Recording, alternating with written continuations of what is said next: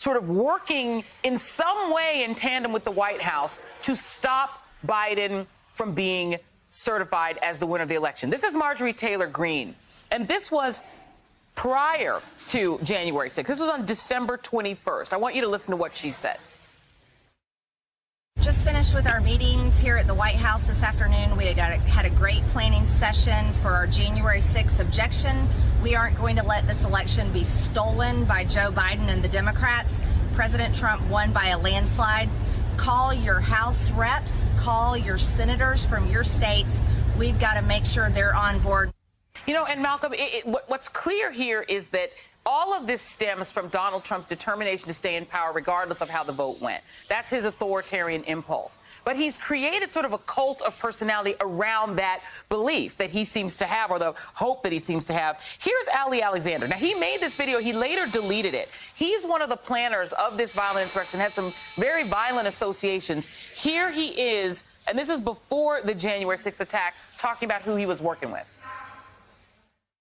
I was the person who came up with the January 6th idea with Congressman Gosar, Congressman Mo Brooks, and then Congressman Andy Biggs.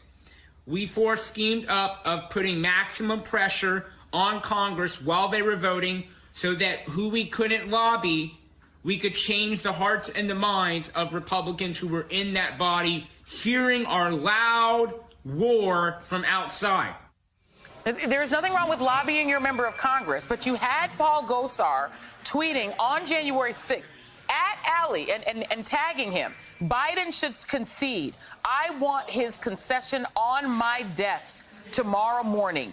Don't make me come over there. And he tags it, Stop the Steal 2021. In your mind, where is the line between just pushing, even really pushing hard in nasty ways for Biden's certification to be abandoned, and criminality and, frankly, domestic terrorism? You know, I've been studying extensively all of the tactical activities and how all these small groups, the Oath Keepers, the 3 Percenters, the Proud Boys, they were coordinating extensively throughout November and into December to bring all of their forces into the Capitol.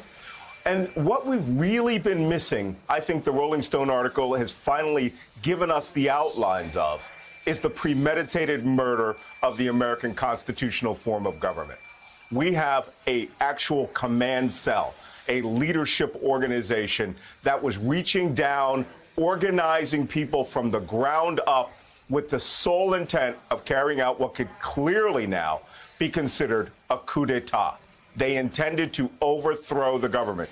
Look, there wasn't, Paul Gosar and the rest weren't talking about, Ali Alexander weren't talking about just influencing people. They meant influencing them, intimidating them with the threat of violence or death in order to overthrow the constitutional order. One thing we should note is that there is a big gap between the Ali Alexanders and Donald Trump and the people who were in the command center over at the Willard Hotel.